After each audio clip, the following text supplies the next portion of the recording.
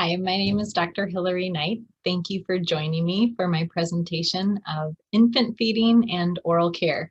Um, Thank you for your time. I understand you're very busy people, either expectant moms or new moms and dads, professionals, or even just very doting grandparents. So I want to impart some pearls of wisdom that I hope you can use. And I also want to keep it short and sweet for you. So to give you a little bit of background, I am a dentist in New Buffalo, Michigan. So this is kind of coming from a dental perspective. I've recently become very interested in craniofacial growth and development. Um, it is very important, as it turns out, in how the airway develops, but also how the teeth come in. Do they look nice? Is the face attractive? And most importantly, to prevent sleep apnea in the future, can the patient breathe at night? And it all starts from infancy. And so there's just a couple little tips that I'd like to share to help keep everyone informed and help keep the children as healthy as they can as they're growing and developing. So I'm going to share my screen so you can see the presentation and we'll go over the pearls.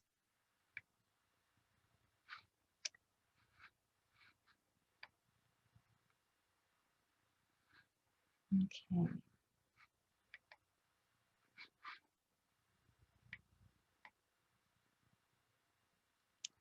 All right, so this is me right here. I am with my two young babies and a toddler as well. And so I've kind of gone through this experience both personally and professionally. So I hope I have a few good tips to share. So been there from the nursing. This is my breast friend, which if you need any tips on how to make nursing happen, I'm also a good person to ask about that. But also, was very open to using bottle feeding too. Couldn't be there all the time with my littles, and it's nice to have helpers. As you can see, Michael is helping the little ones.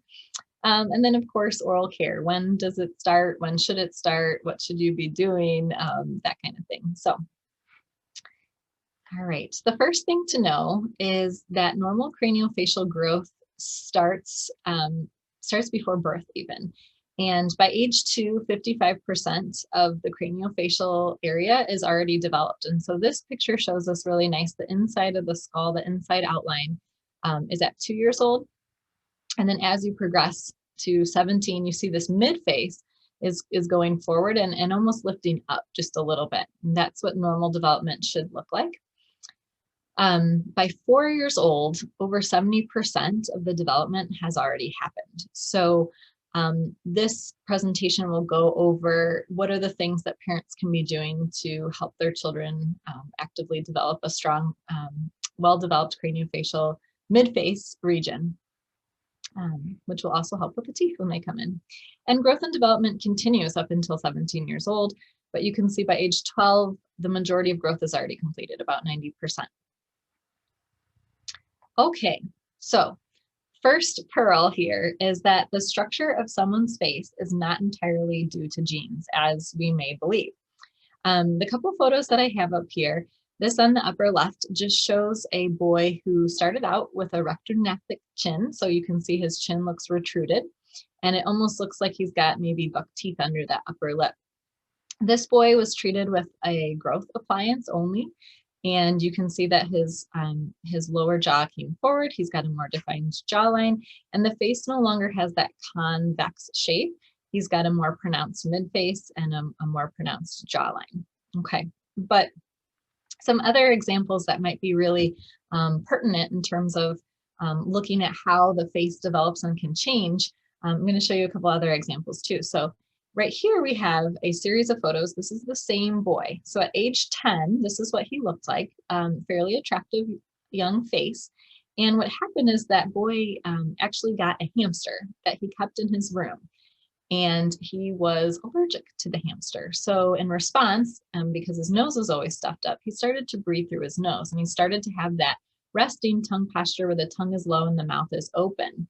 You can even see in the picture, his lips are parted slightly, and that's because he's used to obtaining his oxygen, his air, through his mouth. And you can start to see that by age 17, if you look at him in the profile, his chin is quite retrographic.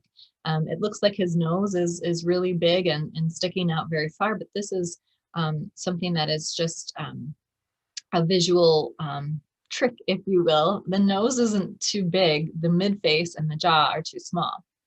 And another example, this is a set of twins. They're identical twins, and here you can see how they started. Both of them underwent a type of orthodontic treatment at the same time at age 12. And the girl on the left had a certain type of traditional orthodontic treatment where her premolars were extracted to make space. They both had crowding to begin with. So her treatment, the premolars were extracted and the teeth were aligned. You can see her smile is beautiful. I mean, the teeth are all in well alignment.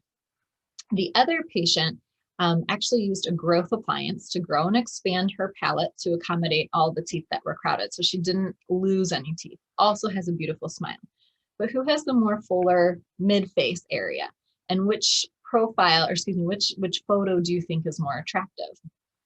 I would argue to say that the woman on the right side of the screen is more attractive. Her face has developed more fully forward and laterally. She doesn't have that long face appearance. And that's because she expanded her palate to make room for the teeth rather than taking teeth out and constricting and pulling that arch into a smaller form. So just goes to prove the point that, you know, they were born with almost identical genes, and through different types of orthodontic treatment, their face shape actually changed substantially. Pearl number 2, the best way to develop the face is through proper function of the tongue. And this is key. Repetitive tongue movements and resting tongue posture play a role. So it's both habits and eating, and then also where's the tongue at rest. Just to kind of touch base on this, in infants, breastfeeding is recommended by the World Health Organization exclusively for the first 6 months. And then as a supplemental nutrition intake until age 2 or longer. And so they're recommending breastfeeding for numerous reasons, but I'd like to point it out on the developmental side too. Breastfeeding is one of the best ways for a child to start developing that nice broad shape to their palate, because when they're using their tongue and their lips to get the milk out, they're really working that tongue muscle, and they're helping to strengthen the shape of their jaws. So moms who are not able to breastfeed exclusively, maybe you do have to go back to work, or maybe it's not working out so well for you, or you just prefer the formula. You should try to choose a type of bottle that somewhat mimics the shape of a nipple, so that the child still has to use that tongue muscle and that motion to get the milk out. If it comes out too easily, they just, you know, tip the bottle back and glug, glug, glug. The tongue becomes lazy, those muscles don't get developed, and then in turn, that tongue isn't able to shape the roof of the mouth as the child is developing. Here's just a little quick snippet of a video of swallowing, so you can kind of see what that looks like.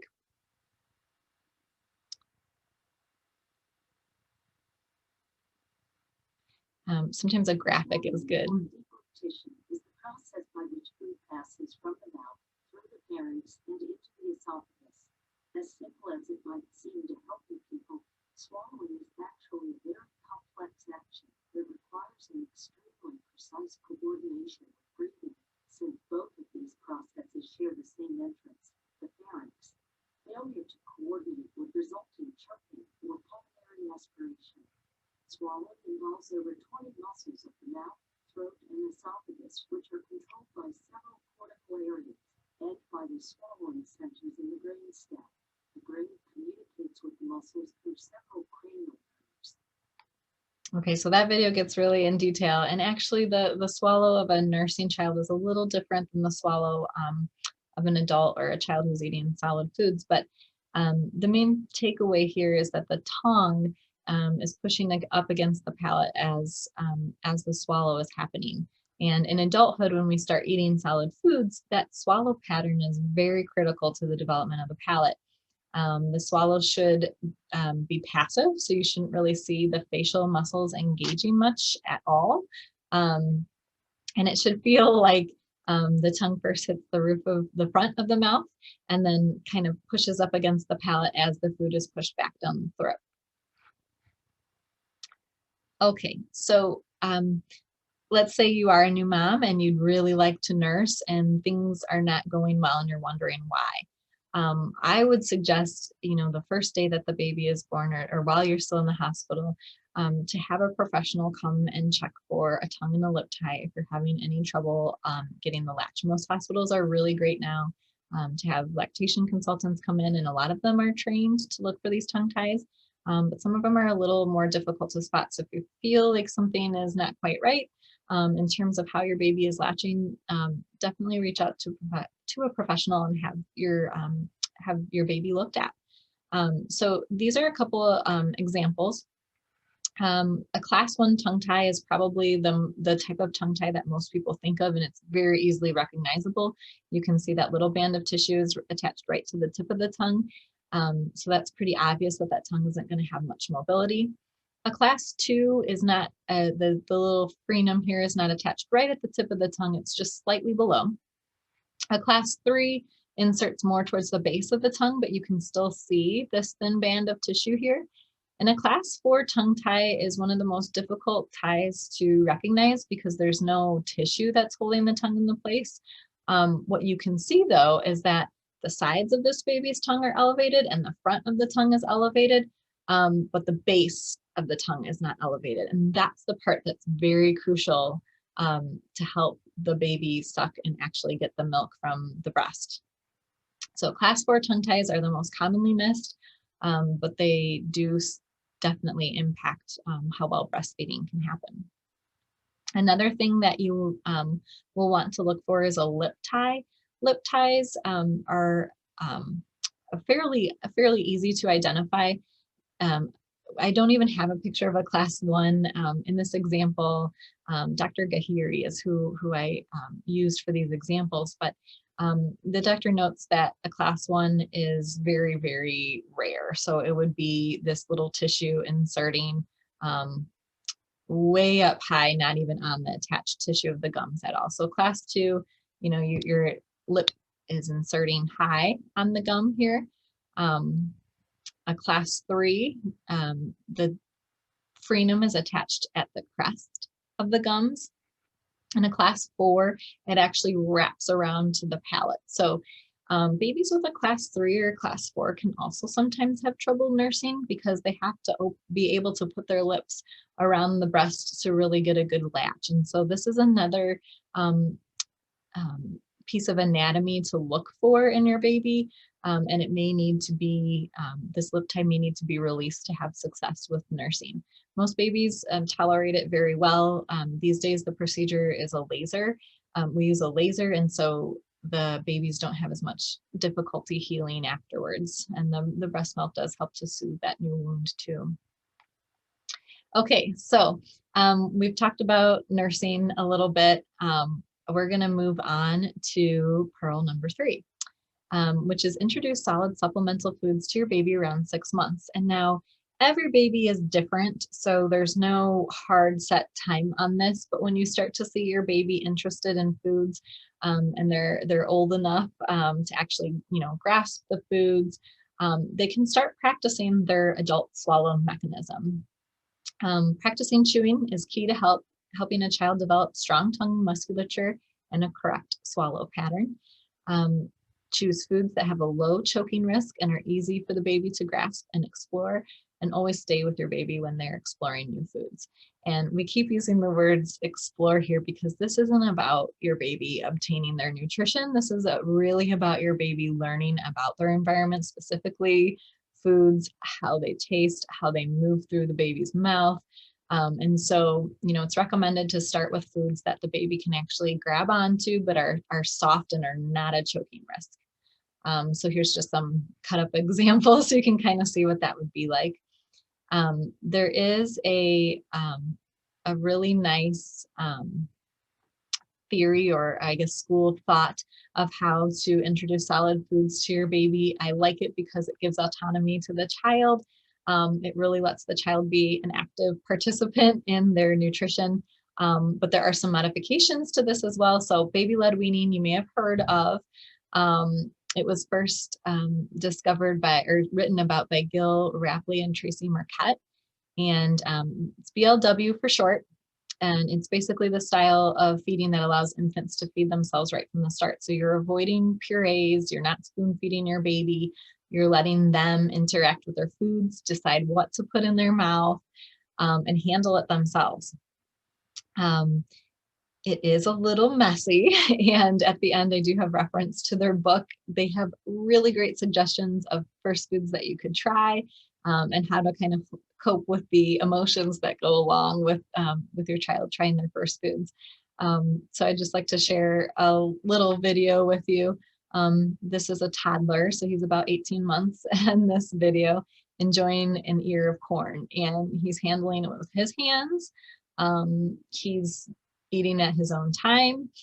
You can see on the plate there's a little cut up, small pieces of soft meat and some applesauce that apparently he really liked. And here he goes, really getting into that corn. And so that just kind of goes to show you, yeah, it can get messy. It may not be the way that you would normally eat your foods, but it's all about your baby exploring it and getting to learn how to eat and swallow.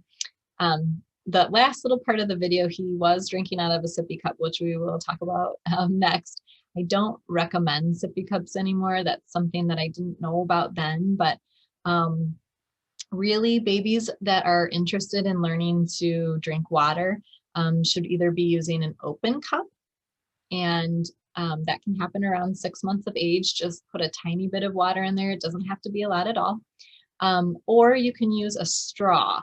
And the reason that we recommend an open cup or a straw is because with these types of swallowing patterns, using these tools, the baby is actually able to push their tongue up to the roof of the mouth and make contact with the roof of the mouth as they're swallowing. So again, it's about developing that proper swallow pattern.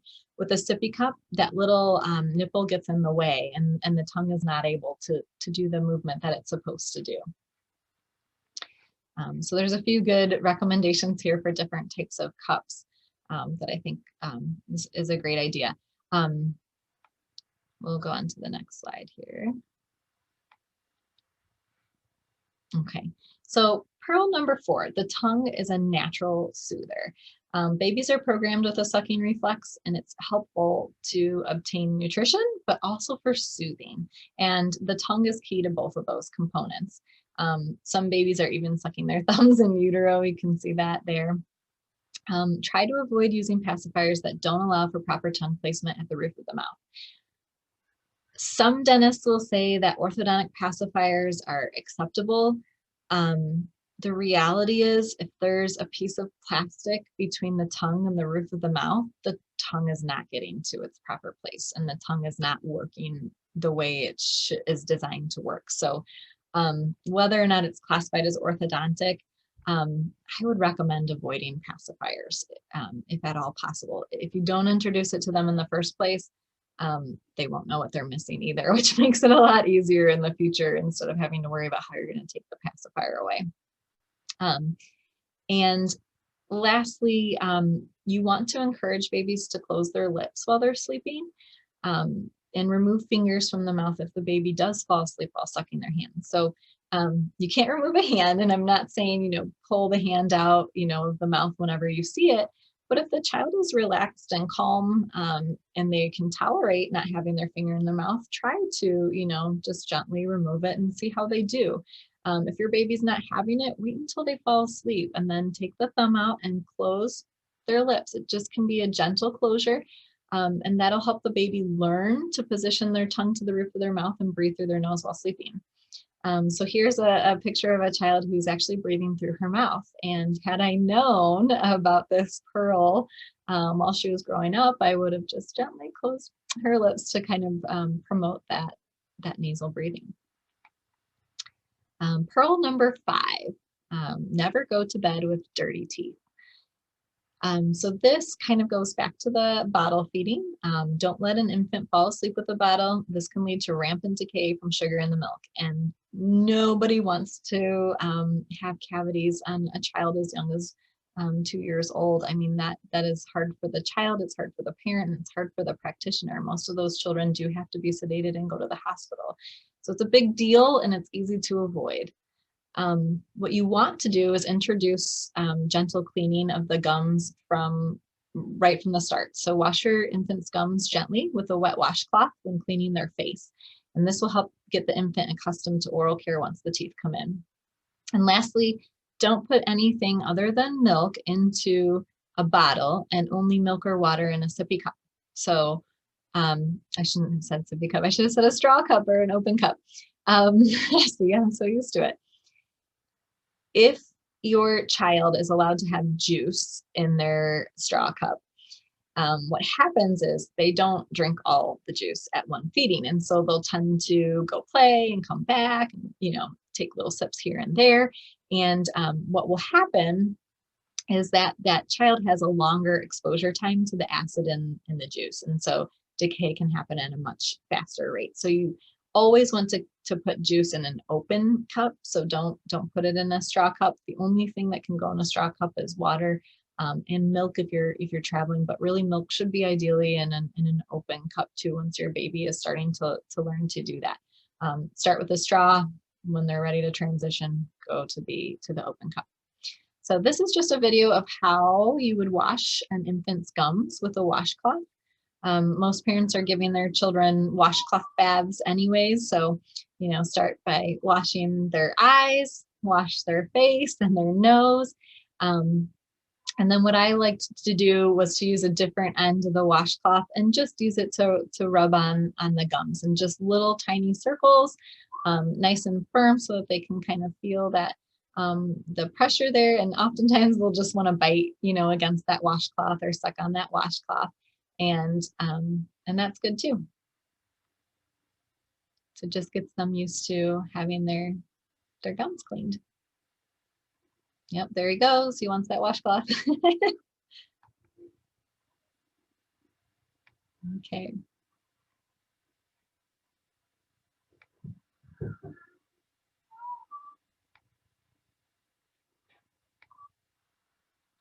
All right. Pearl number 6. This is our last and final pearl. Your baby's teeth may begin to erupt around 6 months of age. And again, everybody's on a different time scale. Nobody tells those teeth when to come in. But usually the lower front teeth are the first to appear. Some babies can be born with teeth. We call those neonatal teeth, and usually they don't have full root development. And so if it's an issue with nursing, those can be removed.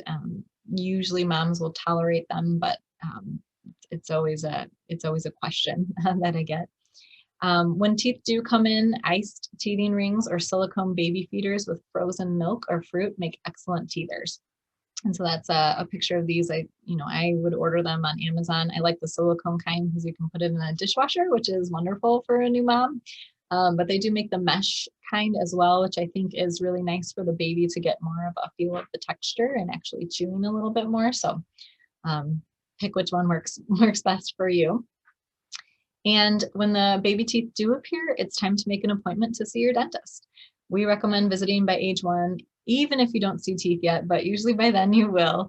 And find a dentist in your area that is comfortable seeing infants and can screen for the growth and development that you're looking for, and also go over recommendations for caring for the teeth as your child grows and develops.